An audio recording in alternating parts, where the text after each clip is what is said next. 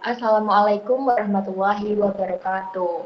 Di sini kita akan membahas tentang isu feminisme dan disorientasi seksual. Sebelum memulai podcast ini, izinkan saya sebagai pembicara memperkenalkan diri. Nama saya Akita Yuda Briliantika dan uh, rekan saya Nabil. Silahkan memperkenalkan diri. Nama saya Nabil Nurhamami. Di sini kita akan membahas tentang isu feminisme dan disorientasi seksual yang semakin sering muncul di masyarakat, terutama di kalangan muda. Keduanya berkaitan dengan identitas, hak, dan relasi manusia dalam kehidupan sosial. Pemahaman terhadap isu ini perlu dilakukan secara kritis, rasional, dan tetap berpegang pada nilai moral serta agama. Namun sebelum membahas ini, saya akan bertanya mengenai tiga pembicara kita. Silahkan memperkenalkan diri.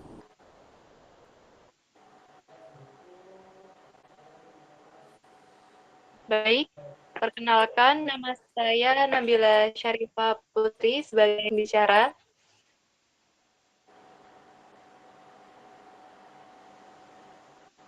Saya Mili Dias Istiqomah. Saya Rioni Stasio Dwi Augustria.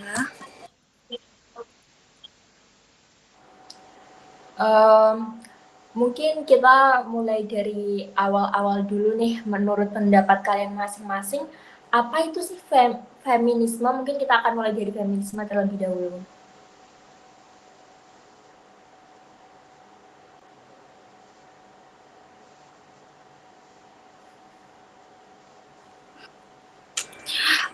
Ini menurut saya feminisme itu gerakan sosial dan politik yang bertujuan untuk mencapai kesetaraan hak.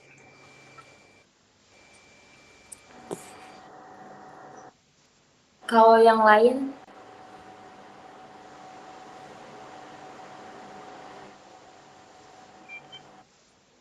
Oke, menurut saya feminisme itu adalah suatu gerakan yang ditujukan untuk mencapai adanya kesetaraan antara lelaki dan perempuan dari segala aspek, baik pekerjaan hingga aspek dalam yang lain.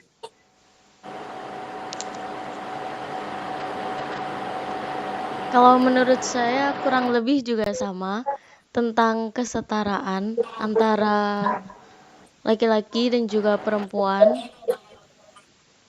agar tidak ada ketimpangan antara satu sama lain seperti itu. Jadi kesimpulan itu adalah untuk menyetarakan hak wanita. Nah, karena adanya kata feminisme ini kan berarti sebelumnya ada kasus yang kayak kalau ada feminisme adalah gerakan untuk memperjuangkan hak dan kesetaraan antara perempuan sama laki-laki, berarti sebelumnya tuh ada problematika di mana laki-laki dan perempuan itu hanya itu nggak setara. Nah, menurut kalian tuh di zaman modern ini tuh masih ada nggak sih itu gitu? Kalau ada, coba kalian jelasin kayak gimana?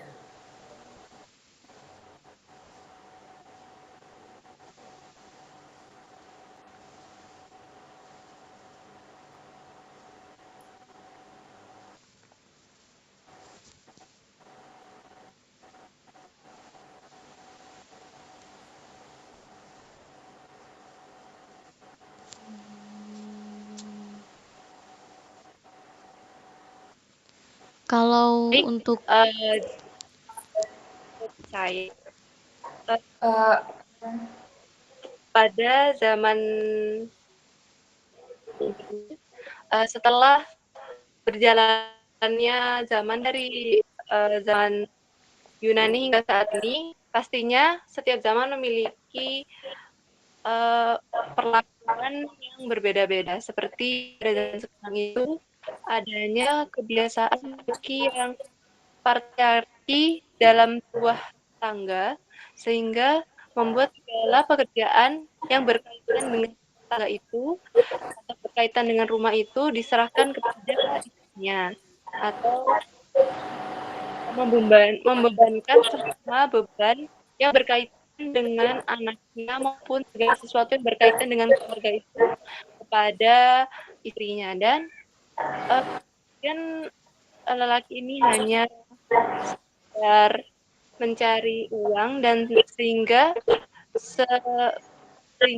membuat banyaknya maraknya kejadian ini, perempuan merasa dia itu seperti memiliki keadilan terhadap dirinya, feminisme itu terjadi. Itu menurut saya sih. Oh iya, menurut Putri kalau sebenarnya tugas rumah tangga tuh nggak hanya perempuan yang ngerjain aja gitu ya. Nah, kalau tadi Mili, silakan tadi kayaknya mau jawab.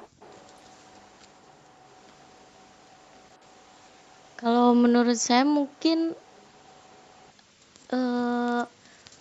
untuk kayak feminisme ini sudah banyak kan ya di apa namanya,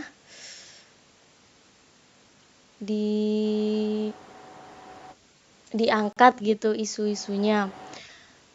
Jadi kayak mungkin tidak sebanyak yang dulu gitu, sudah mulai mereda, cuma tetap saja masih ada gitu. Sama seperti yang dijawab oleh Nabila tadi, masih banyak kayak orang-orang yang masih berpikiran bahwa perempuan ini berada dalam posisi di bawah laki-laki seperti itu. Itu saja. Iya, terima kasih. Nah, kalau Ayu gimana soal pendapatnya? Menurut aku sama sih kayak Nabila sama Mili. Jadi kan masih sering nih kayak perempuan itu dianggap rendah sama laki-laki karena nggak bekerja, kan pekerjaannya kayak ibu rumah tangga gitu kan. Meskipun ini misalnya dia dari lulusan sarjana gitu, tapi kan biasanya kan kadang kan nggak dibolehin sama suaminya buat kerja gitu kan. Karena ya emang ada yang bilang kayak gini, kan tugas kamu cuma di dapur gitu kan sering kayak gitu.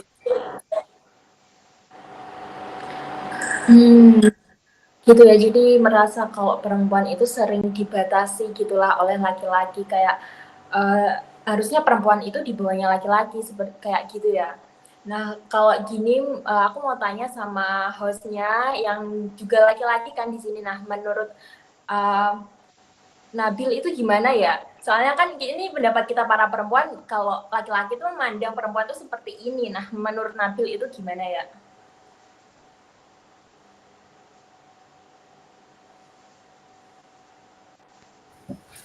Pandangan saya terhadap perempuan. Apakah pandangan saya terhadap perempuan? Ya, tentang yang menyuarakan feminisme juga seperti itu.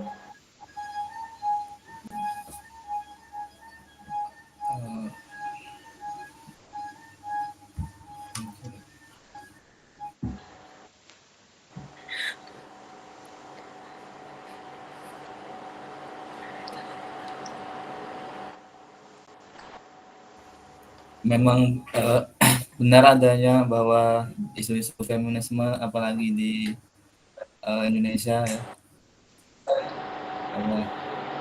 adanya suatu penilaian terhadap derajat ada kelas atau perempuan di mata di masyarakat begitu.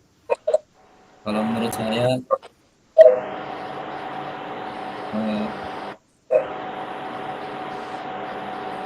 tergantung cara kita menyikapinya bagaimana ya. Mungkin itu. Gimana Nabil menyikapinya? Apa kayak kadang laki-laki ngerasa lebih perempuan itu udah setara haknya, sekarang kenapa masih keluar-keluar yang kayak gitu gitu? Atau kayak gimana menurut Nabil?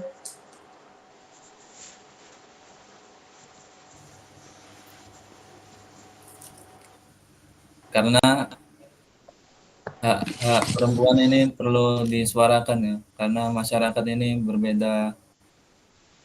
eh, berbeda pendidikan mungkin, atau ada suatu budaya dari masyarakat tertentu mungkin di tempat-tempat terpencil yang perlu untuk di apa ya diajarkan kepada tentang apa itu feminisme, hak-hak perempuan dan lain-lain itu.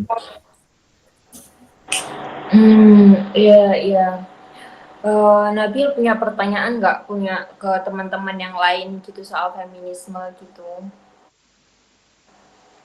Apalagi yang sering mengeluarkannya kan perempuan kan. Nah, apa sih yang dipikiran Nabil kalau ingin tanya gitu tentang soal feminisme ke perempuan?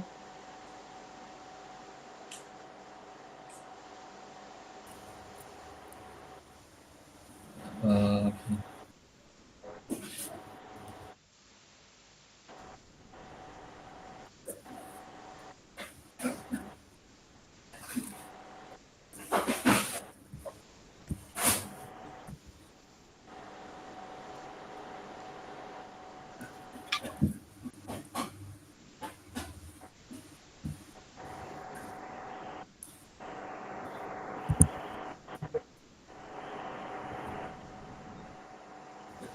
mungkin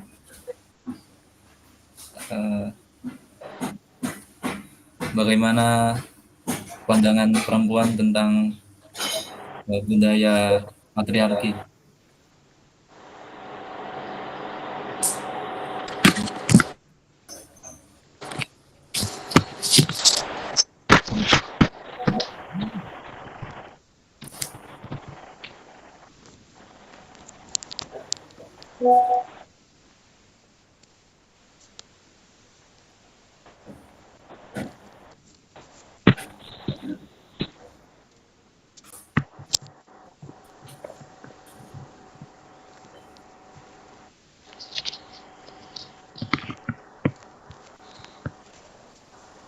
Sebentar ya, ada yang bermasalah.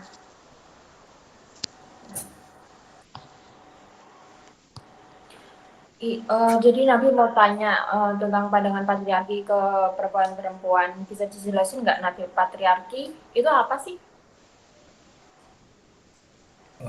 Patriarki itu sederhananya ada apa ya? Laki-laki itu lebih dominan di atas perempuan. Contohnya ada keluarga yang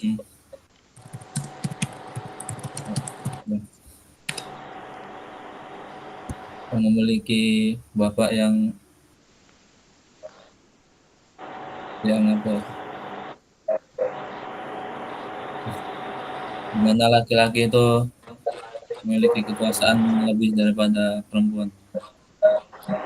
Kayak gitu ya.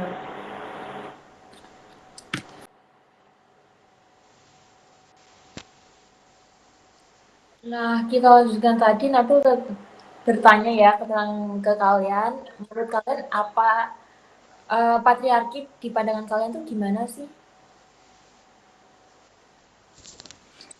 Oke, saya izin menjawab dahulu ya. Jadi pandangan saya terhadap patriarki yakni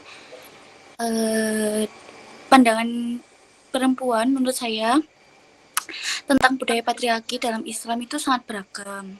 Tetapi banyak yang merasa bahwa budaya patriarki telah digunakan untuk membatasi hak dan kebebasan mereka. Di sini ada beberapa kritik wanita Muslim dalam budaya patriarki di sini di dalam Islam, yaitu membatasi hak-hak perempuan. Budaya patriarki telah digunakan untuk membenarkan pembatasan hak perempuan seperti hak untuk bekerja, hak untuk memilih, dan hak untuk properti. Yang kedua, mengabaikan kontribusi perempuan. yakni budaya patriarkat telah mengabaikan kontribusi perempuan dalam sejarah Islam dan masyarakat Muslim. Dan yang ketiga, membenarkan kekerasan. Maksudnya, budaya patriarki telah digunakan untuk membenarkan kekerasan terhadap perempuan, seperti kekerasan dalam rumah tangga atau KDRT, dan pembunuhan kehormatan. Terima kasih. Ada yang mau menambahkan menurut kalian budaya patriarki seperti apa?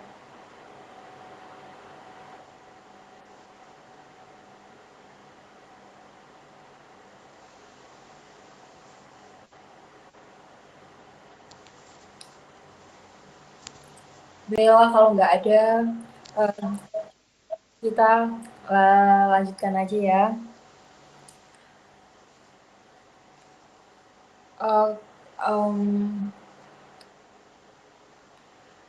Sekarang kita lanjut ke disorientasi seksual. Menurut kalian apa sih itu disorientasi seksual?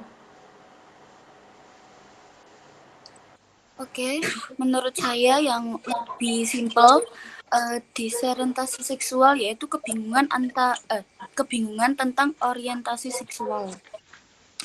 Yakni perasaan tidak nyaman atau tidak pasti tentang orientasi seksual seseorang yang bisa berupa kebingungan tentang siapa yang mereka tari atau bagaimana mereka mengidentifikasi diri.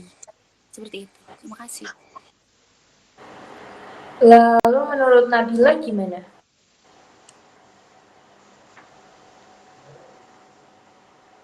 Baik, kalau menurut saya, disorientasi seksual itu atau orientasi seksual yaitu suatu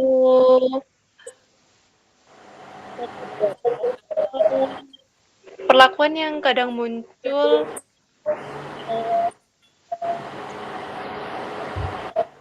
bingung bagaimana dan diarahkan kemana orientasi seksual seseorang itu, dan bahwa orientasi seksual itu juga bisa menyimpang ke arah yang negatif atau bahkan tidak sesuai dengan ajaran yang telah disebarkan, seperti adanya homoseksual, biseksual, ataupun aseksual, dan lain-lain. Seperti itu, terima kasih. Lalu menurut Mili mungkin bagaimana pendapatnya? Kalau menurut saya, disorientasi seksual itu orientasi seksual seseorang yang berbeda.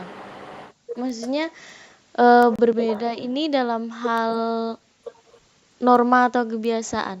Misalnya ada seseorang yang dalam norma dulu ya, itu kan laki-laki ke perempuan seperti itu. Tetapi jika disorientasi seksual ini, dia bisa saja menyukai sesama jenisnya atau juga menyukai keduanya atau bahkan tidak menyukai mereka. Maksudnya antara lawan jenis dan juga sesama jenis, bisa saja dia tidak ada ketertarikan untuk membangun hubungan seperti itu. Jadi disorientasi seksual itu kayak penyimpangan ya seperti itu, dimana awalnya mengalami ketertarikan seksual atau romantis yang tidak sesuai norma heteroseksual, misalnya homoseksual dan biseksual seperti itu. Padahal sebenarnya ditulis dalam Al-Quran kita itu berawal dari Adam dan Hawa ya, bukan Adam dan Adam atau Hawa dan Hawa atau sebaliknya. Sebenarnya ini menurut saya ini cukup menyimpang ya dari ajaran Islam yang tidak memperbolehkan hal seperti itu. Menurut Nabil benar atau enggak?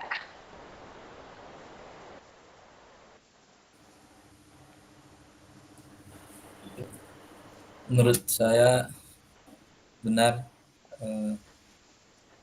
karena Allah menciptakan manusia berpasang-pasangan, yaitu laki-laki dan perempuan.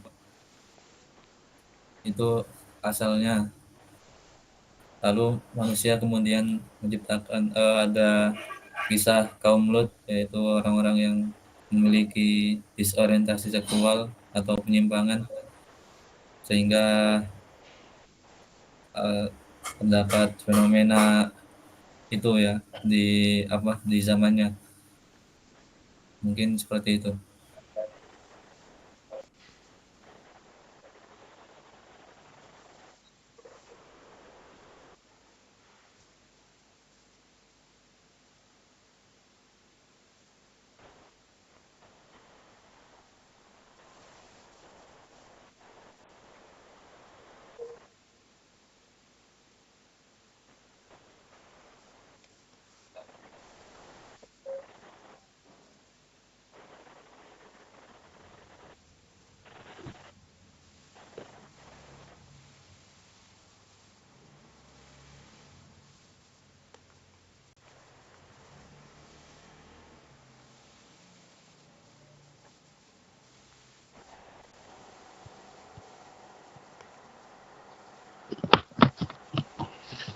Kalau Nabil lagi mau ditanyakan terlebih dahulu nggak tentang disorientasi seksual?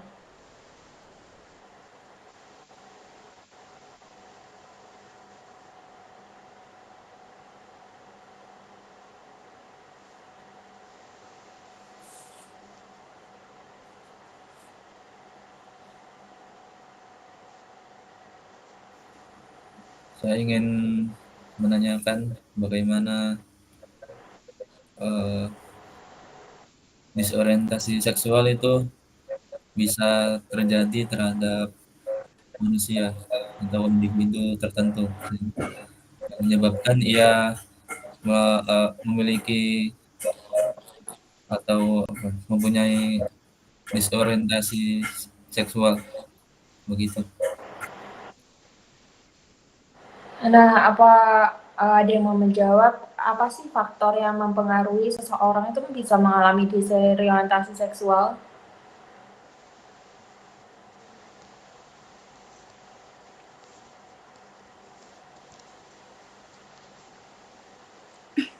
Saya izin menjawab. Jadi ada beberapa faktor yang dapat mengaruhi disorientasi seksual. Yakni yang pertama genetik. Penelitian menunjukkan bahwa genetik ini dapat mempengaruhi orientasi seksual seseorang. Yang kedua ada lingkungan. Lingkungan sosial dan budaya dapat mempengaruhi bagaimana seseorang memahami dan mengekspresikan orientasi seksual mereka. Yang ketiga yakni pengalaman hidup. Pengalaman hidup seperti trauma atau pengalaman positif dapat mempengaruhi orientasi seseorang. Yang keempat yakni identitas gender. Identitas gender seseorang yaitu perasaan mereka tentang jenis kelamin mereka dapat mempengaruhi orientasi seksual mereka.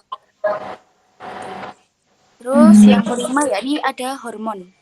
Hormon seperti testosteron dan estrogen dapat mempengaruhi perkembangan otak dan perilaku seksual. Ya, ada yang mau menambahkan?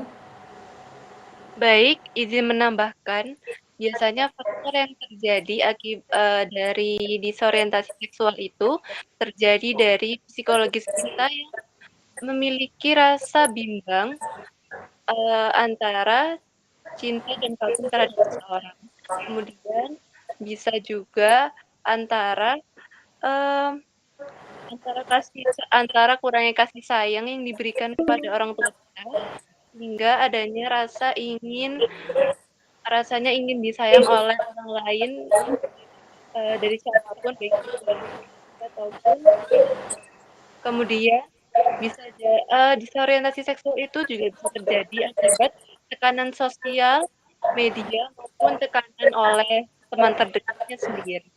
Jadi adanya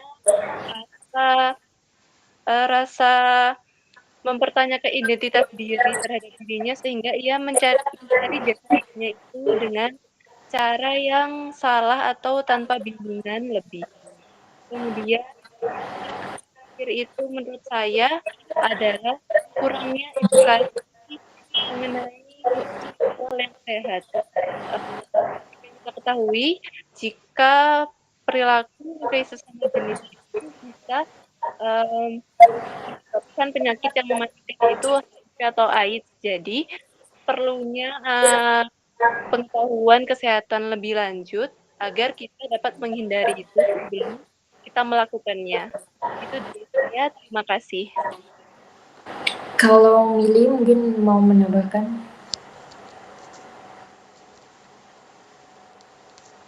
Kalau menurut saya kurang lebih sama juga, karena mungkin ada kayak konflik gitu di dirinya sebelumnya, atau kayak trauma dan lain sebagainya yang bisa menyebabkan dia mengalami kebingungan tentang bagaimana bentuk kasih sayang atau cinta gitu. Nah, kita sama-sama tahu kan kalau disorientasi seksual itu emang tidak berada di jalur yang benar. Maksudnya agama Islam tidak memperbolehkan hal seperti itu terjadi. Tapi saya rasa ya dulu itu banyak orang protes gitu. Misal agak terlihat berbelok dikit langsung dihujat atau digimanain gitu. Nah sekarang itu mulai di mana di zaman kayak misal laki-laki agak ke perempuan-perempuanan gitu, lebih disukai untuk menjadi teman seperti itu gitu. Secara umum ya artinya lebih dilumrahkan lah seperti itu. Nah, menurut kalian itu bagaimana pendapat kalian tentang ini orang ini tuh tidak menyimpang atau apapun, tapi mendukung hal-hal seperti itu, seperti biasalah banyak film-film, misal drama Thailand atau drama-drama yang lain, novel, BL khususnya seperti itu. Padahal kita adalah orang yang Islami gitu loh. Tapi dan lurus saja, tapi mereka mendukung hal-hal seperti itu. Menurut kalian itu bagaimana ya?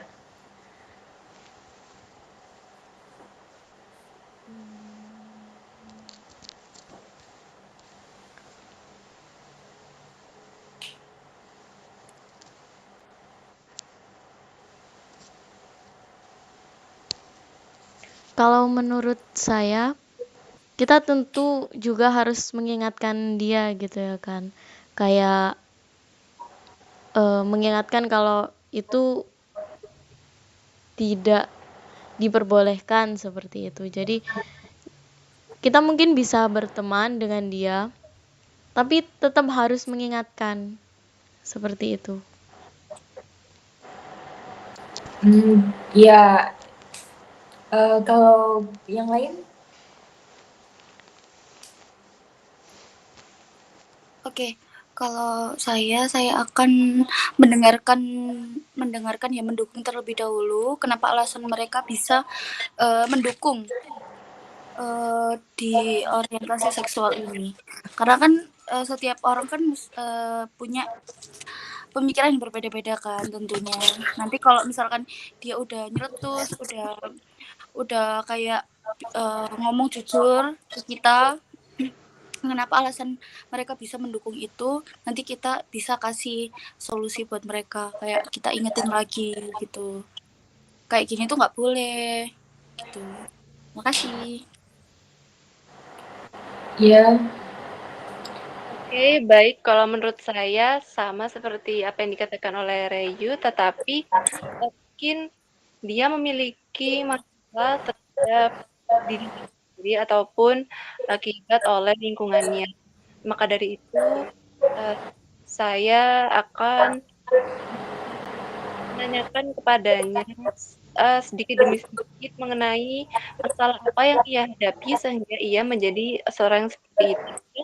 Kenapa ia mendukung suatu gerakan yang menyimpang. Kemudian kita juga bisa memberikan arahan perlahan demi perlahan agar dia benar-benar bahwa perilaku tersebut itu tidak keji dan tidak layak dipraktekkan ataupun dilakukan kehidupan ini. Terima kasih. Ya, jadi menurut kalian sebenarnya ini adisi seksual adalah yang bersifat sensitif ya dan rumit bagi remaja karena kita adalah yang labil dan untuk berkomunikasi juga kita harus membutuhkan pendekatan empati dan edukasi karena itu sebenarnya hak mereka juga ya. Walaupun Islam melarang perilaku LGBT, tetapi kita tidak menyuruh untuk Islam tidak menyuruh untuk membenci pelakunya seperti itu. Nah, apakah ada yang mau bertanya atau bagaimana untuk saling bertukar pikiran?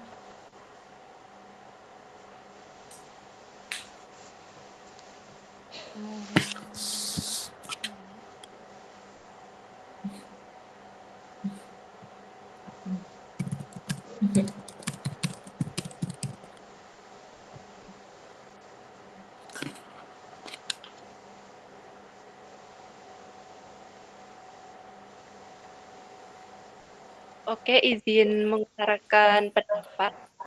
Bagaimana jika dengan maraknya isu tentang perilaku yang menyimpang seperti mencintai sesama jenis ataupun tidak memiliki keinginan baik yang lain atau hilang minat terhadap lawan jenis.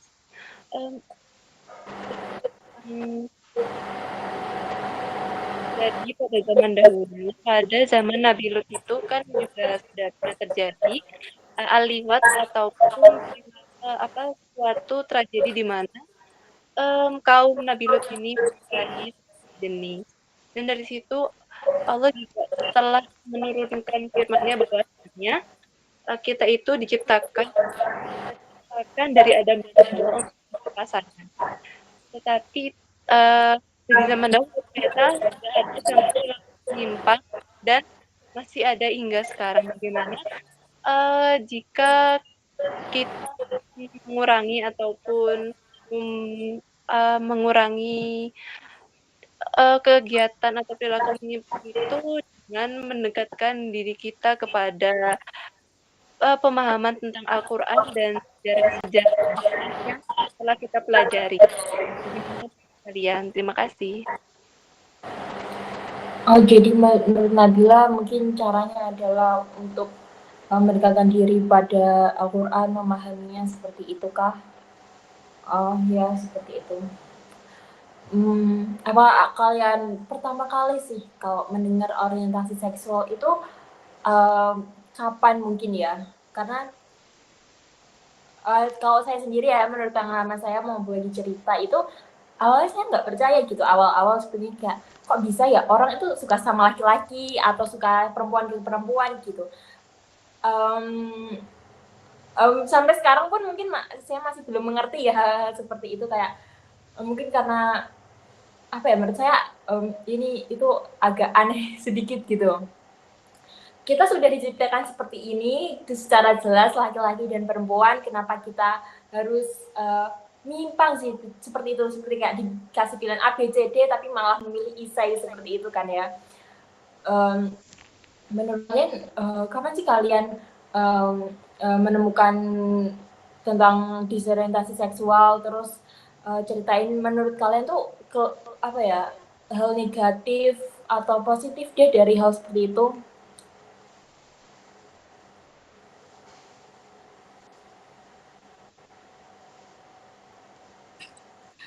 Oke, izin menjawab. Dari pengalaman yang saya alami, saya baru mendengar kalimat itu dari SMP. Karena ada salah satu teman saya itu, dia tuh saya awalnya juga bingung kok bisa sih dia itu suka sama sesama jenis, padahal kan kalau misalkan lawan jenis kan mungkin bisa mengerti gitu ya. Terus juga emang harusnya diciptakan berpasangan itu bukan laki-laki sama laki-laki atau perempuan sama perempuan, tetapi perempuan dengan laki-laki. Nah, terus tapi menurut saya amati di situ. Ternyata memang dia itu udah menempatkan dirinya itu yang tidak sesuai. Jadi misalkan dia laki-laki, tapi dia jiwanya udah perempuan. Jadi dia tuh kayak nggak pengen ngemanjain perempuan, tapi ingin dimanjain sesama jenis gitu loh. Terus juga katanya sesama jenisnya juga ini tuh saling kayak menghargai, saling support, saling kayak udahlah pokoknya dia tuh nyaman gitu loh sama ini. Gitu sih. Terus aku ya udah kayak takut juga sih sebenarnya. Terima kasih. Jadi sebenarnya kita tuh mungkin masih belum mengerti dengan pikiran-pikiran hal seperti itu dan ya berusaha menghargainya gitu. Nah, ada cerita lain nggak mungkin? Kalau dari saya sendiri, mungkin udah cukup sering ya mendengar tentang hal itu, karena ya memang sudah banyak sekali kan yang mengungkapkan tentang gimana dirinya seperti itu. Jadi kayak gimana ya?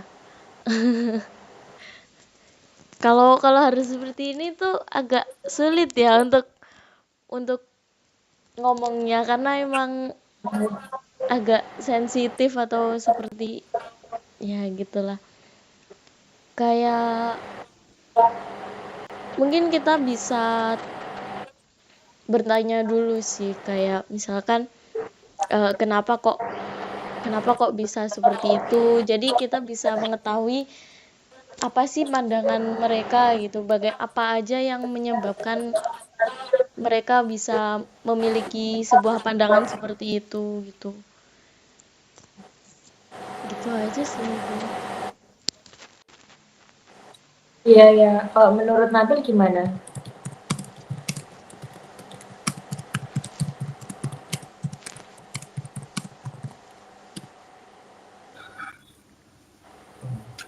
Kalau saya mungkin ada suatu bisa dibilang penyimpangan seksual atau disorientasi seksual, tapi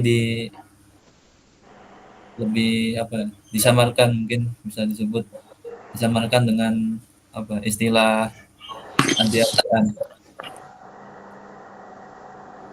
Karena pengalaman saya di pondok, karena di lingkungan pondok pesantren itu kan homogen ya, atau satu jenis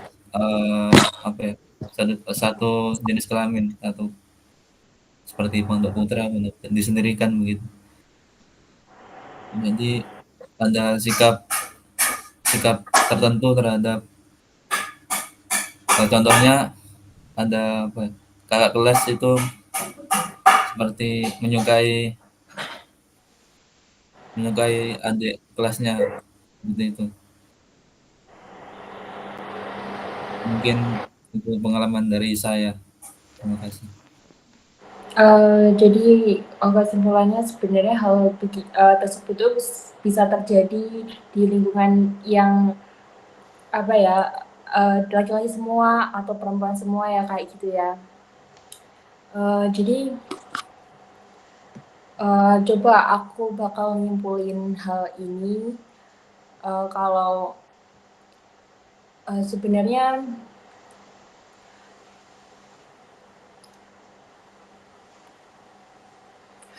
tentang feminisme dan disorientasi seksual, perbedaan pandangan di masyarakat tidak boleh menjadi alasan untuk saling menghina dan merendahkan.